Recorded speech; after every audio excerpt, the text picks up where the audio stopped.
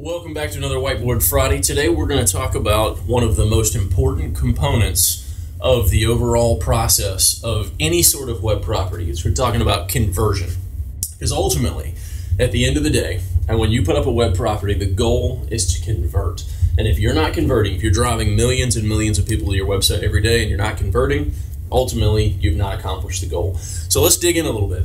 First of all, we're going to talk a little bit about the fundamentals of conversion, and all of this really is going to circle around understanding your users. So keep in mind, the goal is empowering patient decision, and if that's the case, then some of the questions that you're going to have to answer are going to come from knowing who you're trying to reach, right? So for example, you've got physicians, you've got patients and potential patients, you've got caregivers, you've got a variety of different people. And so the questions that you're going to have to ask are things like, for example, what do they want to know? Those different audiences are going to want to know different things. How do they want to connect with you? They're going to want to connect in different ways, whether it's different device types, whether it's different data formats. Doctors tend to like things where they don't have to go online all of the time. Other folks want exclusively mobile. You may have other circumstances that you need to account for the conversion process, because conversion is all about helping people to be able to find the data that they need to make their decision and combine that with a good experience so that they ultimately want to do business with your organization. They feel compelled. So another component of this, and we'll come back to this in a minute, is what do they expect from their experience? And so when you talk about what they expect from their experience, this really comes down to how they formed expectations elsewhere on the web. Google did some research not too long ago that actually showed that within 17 milliseconds of somebody hitting your website, they form an opinion of the credibility of the organization and the usability of the site. And they form it based on whether or not the website met the expectations that they had for the web. And so the question comes down to, where did they form those expectations? Well, they didn't form them in healthcare. They formed them in places like Amazon, Pinterest, Facebook, Twitter, gaming sites, other places like that. So some of the things that you'll have to ask yourself is, does our site function and perform similar to the sites where they spend a lot of time? We do a lot of work with clients and thinking about, okay, the demographics in healthcare tend to be the females of the family, tend to be the ones who make the healthcare decisions. Well, if you look at Pinterest, their demographic is very similar. So anything that you can do to make that experience very similar, or maybe to connect those experiences, becomes very, very useful from a conversion standpoint. The other component of this is thinking about Amazon and faceted searches and things like that. So these little details can mean an awful lot when you only have 17 milliseconds to make an impression.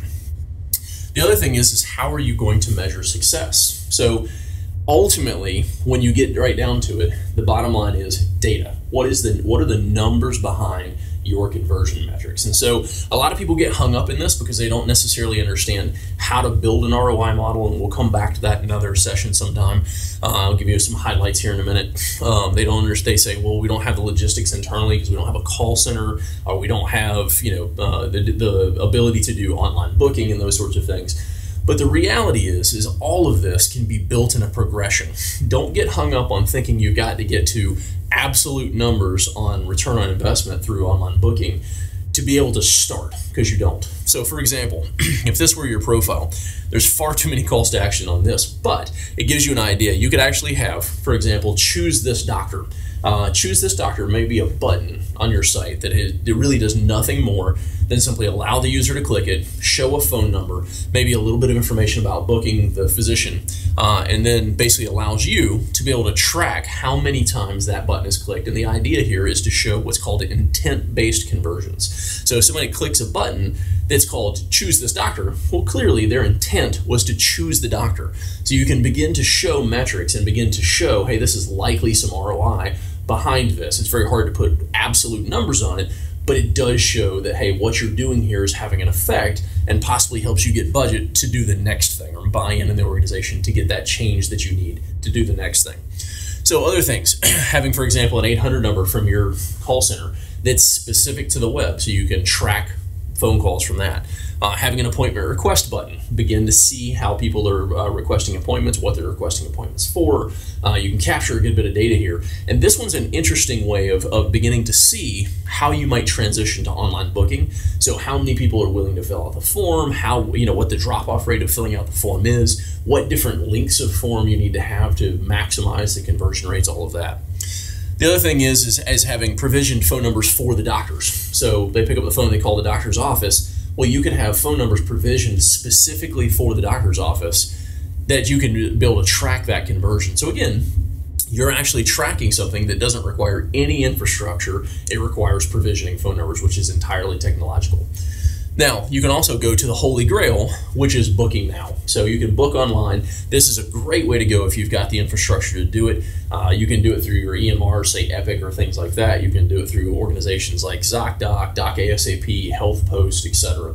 That can help you with some of these. You can also do online chats because sometimes the human connection is what helps that conversion. So these are some of the different ways that you can go about conversion and answering the question, how do these people want to connect with you?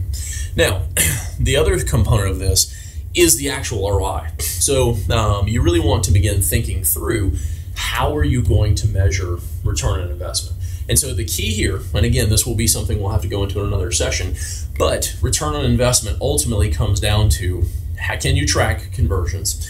Can you attach revenue to that? So it's either having an average patient revenue per conversion that you can use, having downstream reconciliation to administration, and having the ability to have show that the patient had come in, and then or admissions, I should say, and so have the return on investment tied to that. But then also you want to have credibility in an ROI statement. You need to have some ways of downshifting that number. So, for example, if you say everybody who filled out the requested appointment form resulted in this much revenue, well, not necessarily. What you really need to do is look at things like, for example, market share. If you've got a 20% market share, it's a safe assumption that 20% of the people who came through the appointment request form probably would have come anyway, even if you didn't have it online. So it's good to safely downshift your numbers by 20% if you have that kind of market share. The other way to do this is through correlative data. So, for example, somebody who comes in, books an appointment with a family practitioner, shows up in your hospital, 6 months later, it may not have been a result of that. It may be because they were in a car accident and something happened. And so it has nothing to do with this. So it's also good to have some subjective way of being able to say this percentage we're going to downshift because it's just correlated but not causative. So these are some of the things from an ROI perspective. Now, there are some things, and I'll wrap up with this, there are some things that actually are universally good for conversions. Videos are one of these things. We've seen anecdotally across the board many, many times that physicians who have videos in their profile tend to get exponentially more appointment requests and traffic than those who don't. It's just simply true across the board. Now, I realize this can a lot of times be expensive to get third-party vendors to come in and do this. It can be, time-consuming, logistically challenging to do it yourself, but it is very, very, very useful when you can do it. The other component of this is patient experience transparency. So this is becoming more of a trend, and it's showing itself to be universally useful. And honestly, you don't even have to look at what's happening in hospitals. You can look at what's happening outside of them in places like Health Grades and Vitals, and how much traffic they're able to generate, how much attention's being done there. You can look at the surveys and see that I think it's like 56 or 59% of people consider online ratings to be somewhat to very important in their healthcare decisions at this point. And so you can see that this is going to be very, very, very helpful. So the question is, and again, this will also be another episode, patient experience. What's your process going to be? If you're going to do this, you're going to need a change management process. And most people who've done this have followed a fairly similar pathway. And we're working with some organizations in running that pathway as well. What is your data like? Do you have the right kind of data? Do you have enough data? Do you have the data in a format that you can use? Who's your team going to be to help you run through that? What platform are you going to use for your workflow process and for that change management? You should have a technology that's flexible enough to grow with you and evolve as this very fast changing market changes, but at the same time, something that's going to help you roll out through that change management process. It should be something that facilitates that. And the other thing is, what is your rollout plan? How are you going to communicate this? How are you going to get buy-in? How are you going to start with a small group, go to the big group, or start with the big group? How is it that you plan on rolling this out? So the patient experience data, again, universally going to be very helpful. Now, in funnel, you're going to want to make sure that you're doing testing. Conversion optimization is no different than any of the other things we've talked about. It is an ongoing process. So doing testing, Doctor.com, very helpful resource, something that can be very useful for you and being able to run those. Conversion Excel and also Conversion Ninja, a couple of resources you can check out on the web. You can Google them and they'll come up, but basically very useful sources for learning how to do conversion optimization. So hopefully that was helpful and will help you begin to generate the ROI that will get your executives' attention. And until next time, we'll see you then.